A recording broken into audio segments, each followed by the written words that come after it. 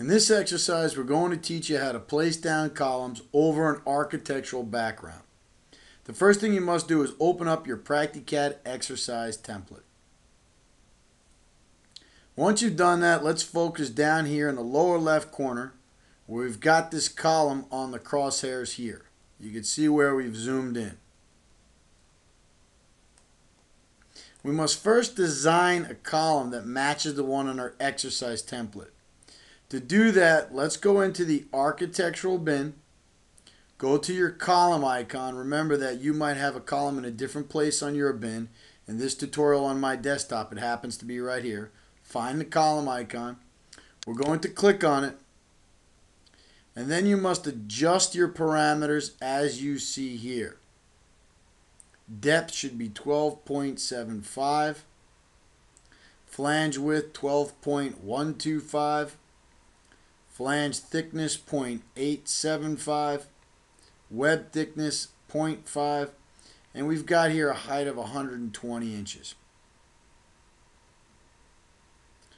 Once you've done that, make sure you click the Save as Default key to save the settings for this particular column. When we have all those parameters down, let's place a column on the drawing just like we've got here. And then I'm going to place another one on the drawing which is also rotated. So we're going to rotate one and we're going to place another one on the drawing just like this. So we've got a column that matches the one in our drawing. We got one that's rotated.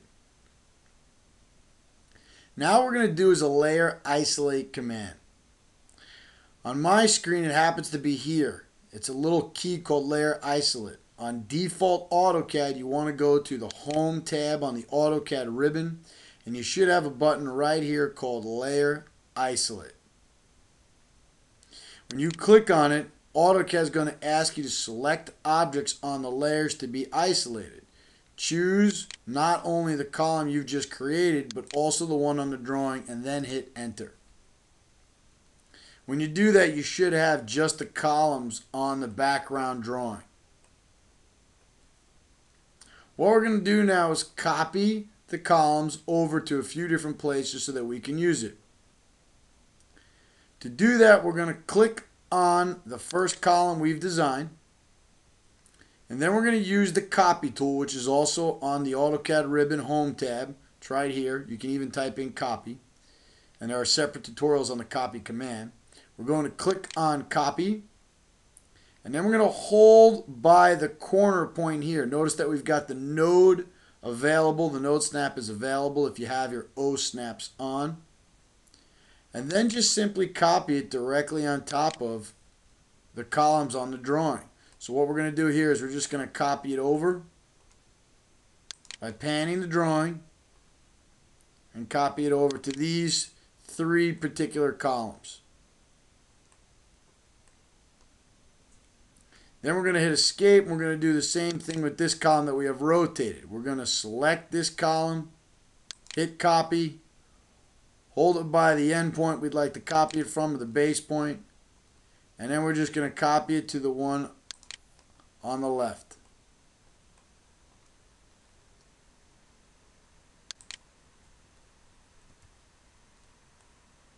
So what we've got currently is we've got 1, 2, 3, 4, and 5 columns already just copied and pasted. I'm going to delete the 2 original ones. And now what we're going to do is just do a layer unisolate. So we're going to come back up here to the ribbon. We're going to choose unisolate.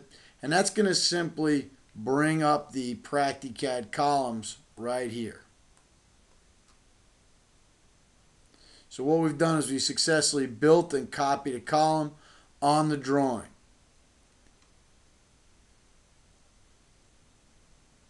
Now what we're going to do is simply attach one steel beam between these 2 columns.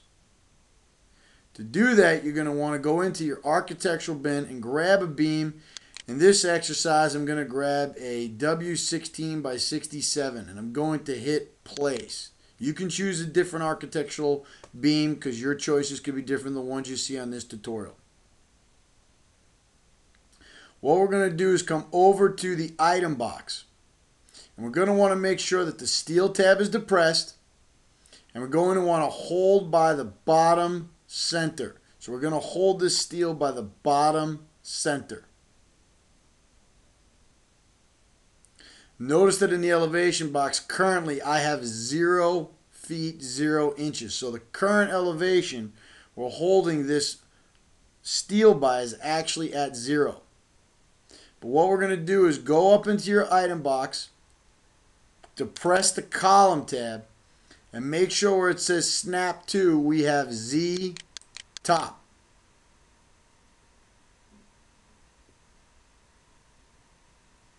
Once we've done that, we're going to come back to the 2 columns we'd like to attach between. And I'm going to hold down the shift and I'm going to right click. And we're going to isolate the endpoint node.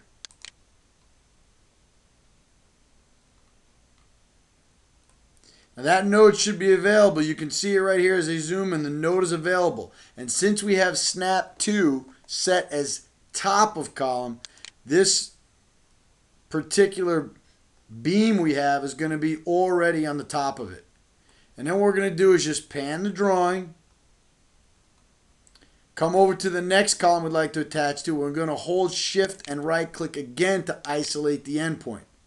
And once we see that endpoint lit and we get a confirmation, we're going to click one more time. The only thing we need to do now is choose a rotation. You could see in the box it says specify rotation. I'm going to type in 0, enter. You can see here now that we've got the column at the right height and we've got the beam bottom on top, bottom at 10 foot. So we've done this successfully. That'll conclude the exercise on placing down columns and then placing beams on top of them.